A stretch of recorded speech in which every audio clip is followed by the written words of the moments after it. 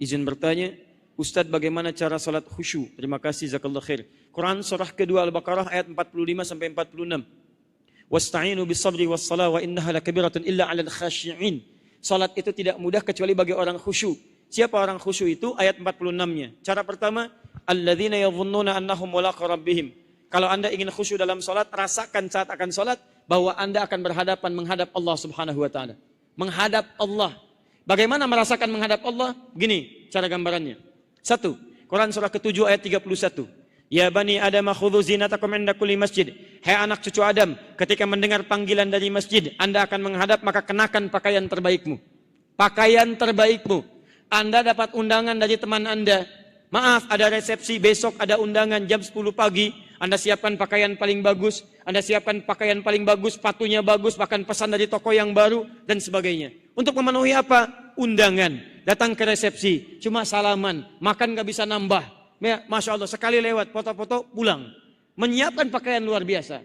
Anda diundang oleh Allah 5 kali dalam sehari. Kebutuhan diberikan, rizki diberikan, kesehatan dimaksimalkan. Maaf, kesulitan kemudian dimudahkan, segalanya diberikan. Dan tidak ada yang mengundang seperti Allah 5 kali dalam sehari. Tiba-tiba Anda datang dengan pakaian yang biasa-biasa saja. Jadi kalau Anda ingin datang dalam kekhusyuan kata Allah, pertama kali kenakan pakaian terbaik. Kalau tidak percaya silakan rasakan perbedaannya. Nanti malam Anda sholat menggunakan kaos oblong. Pakai kaos oblong. Bawahnya untuk laki-laki pakai celana misalnya sebatas lutut turun sedikit ke bawah. Lalu Anda tunaikan sholat. Allahu Akbar. Rasakan bagaimana perbedaan dengan yang kedua. Anda kenakan pakaian yang paling halal. Kenakan pakaian kokonya. Kenakan sarungnya.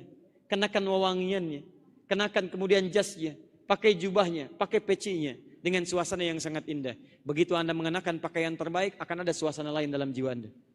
Kedua, Quran surah kelima ayat yang ke-6. Ya ayyuhalladzina amanu idza qumtum ila shalah faghsilu wujuhakum. Hai orang-orang beriman, kalau ingin salat sempurnakan wudunya. Sempurnakan wudunya. Jangan asal wudu, jauhi sembarangan wudu kata Quran. Kalau Anda ingin khusyuk salatnya, sempurnakan wudu dengan baik. 3, ini yang paling penting. Saya akhiri.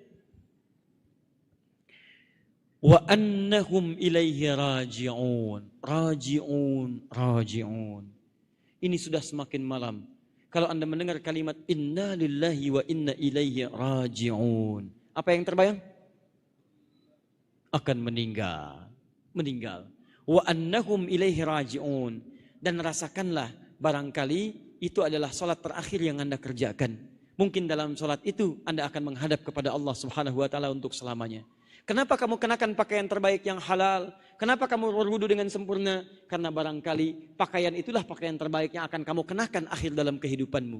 Jadi bagian ketiga kata Allah, rasakan setiap kali akan sholat, hadirkan sholatan muwadda'. Rasakan seperti sholat yang terakhir yang mungkin kita akan kerjakan dalam hidup kita. Contoh. Mas, nama siapa? Ya, Raihan dipanggil Allah. Apa maknanya?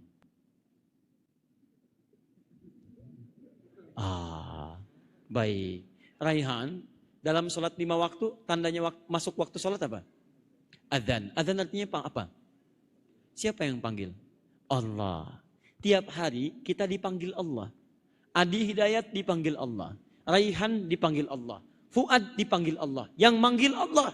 Di antara sekian panggilan itu bukan sekedar panggilan biasa. Barangkali itulah panggilan terakhir dalam kehidupan kita.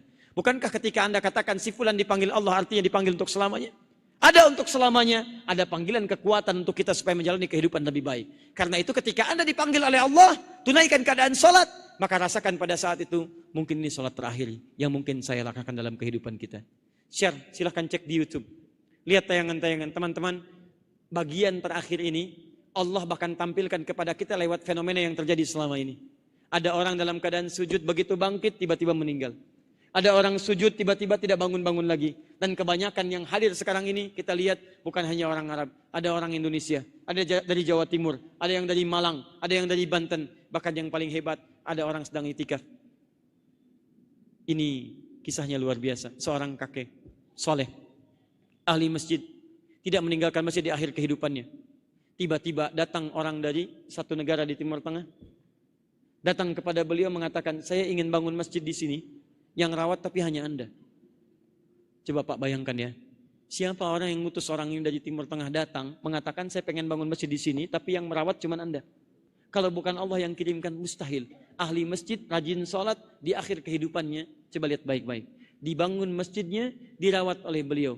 Beliau yang rawat, beliau yang bersihkan, beliau yang imami dan sebagainya. Tiba-tiba Ramadan di Jumat yang terakhir. Waktunya ba'da asar. Menunggu waktu buka.